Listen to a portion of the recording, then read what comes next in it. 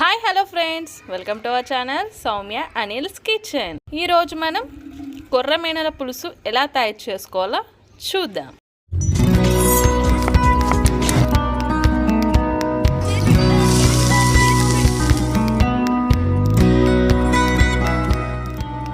ముందుగా కావాల్సిన ఇంగ్రీడియంట్స్ ఏంటో చూద్దాం.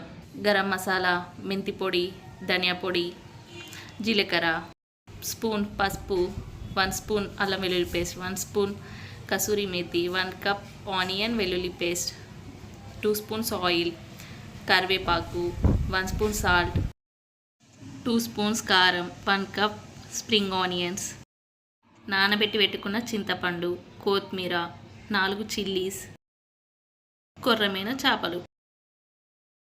ఇప్పుడు ఎలా తయారు చేసుకోవాలో చూద్దాం. స్టవ్ పై బౌల్ పెట్టి ఆయిల్ని యాడ్ చేసుకుందాం. ఆయిల్ హీట్ అయ్యాక జీలకర్రని యాడ్ చేసుకో. ఇప్పుడు పచ్చిమిర్చిని యాడ్ చేసి అవి గోలేంత వరకు చూసుకోవాలి.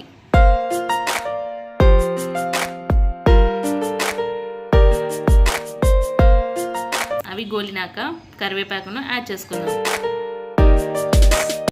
ఇప్పుడు ఆనియన్ వెల్లుల్లి పేస్ట్ని యాడ్ చేసి అది మంచిగా ఫ్రై చేసుకోవాలి. పేస్ట్ మంచిగా ఫ్రై అవుతూనే కర్రీ టేస్టీగా ఉంటుంది.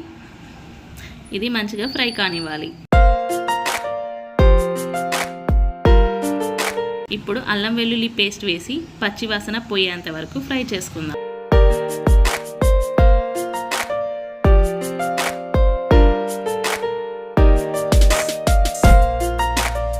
ఇప్పుడు స్ప్రింగ్ ఆనియన్స్ని వేసుకుందాం. స్ప్రింగ్ ఆనియన్స్ వేయడం వల్ల ఫిష్ కర్రీ టేస్టీగా ఉంటుంది. ఇది మంచిగా ఫ్రై కానివ్వాలి.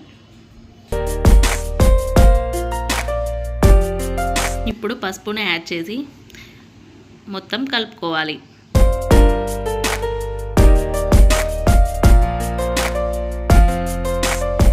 తర్వాత ఫిష్ని యాడ్ చేసుకుందాం.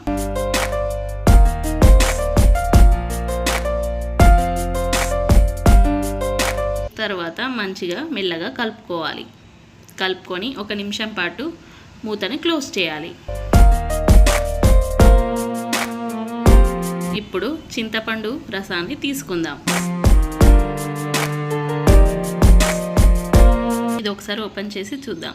ఇందులో కొంచెం కారం, సాల్ట్ యాడ్ చేసి కసూరి మేతిని యాడ్ చేసి మొత్తం కలిసేటట్టు కలుపుకోవాలి. కలుపుకొని ఒక 2 మినిట్స్ మూతని క్లోజ్ చేయాలి.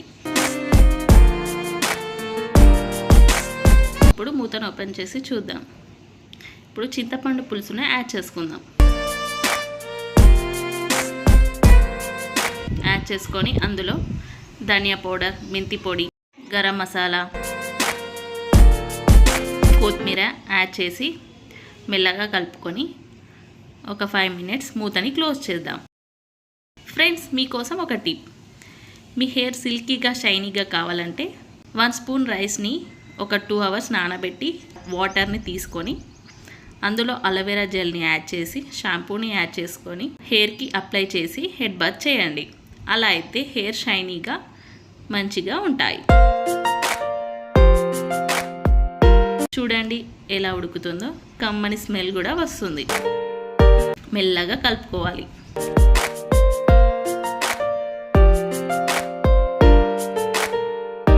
చూడండి ఫ్రెండ్స్, ఆయిల్ ఎలా పైకి వచ్చిందో. దీనిలో కొత్తిమీర యాడ్ చేసి ఇప్పుడు మనం సర్వింగ్ చేసేసుకుందాం.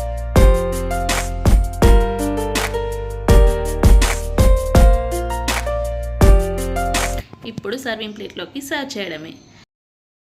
మన ఎంతో టేస్టీ కొర్రమీన పులుసు రెడీ. మీరు కూడా ట్రై చేయండి. ట్రై చేసి ఎలా వచ్చిందో కామెంట్ బాక్స్లో కామెంట్ అయితే చేయండి. ఈ రెసిపీ మీ అందరికీ నచ్చింది అనుకుంటున్నాను. ఇలాంటి రెసిపీస్ కోసం మన ఛానల్ని షేర్, లైక్, సబ్స్క్రైబ్ చేయడం మర్చిపోకండి. Thank you for the watching.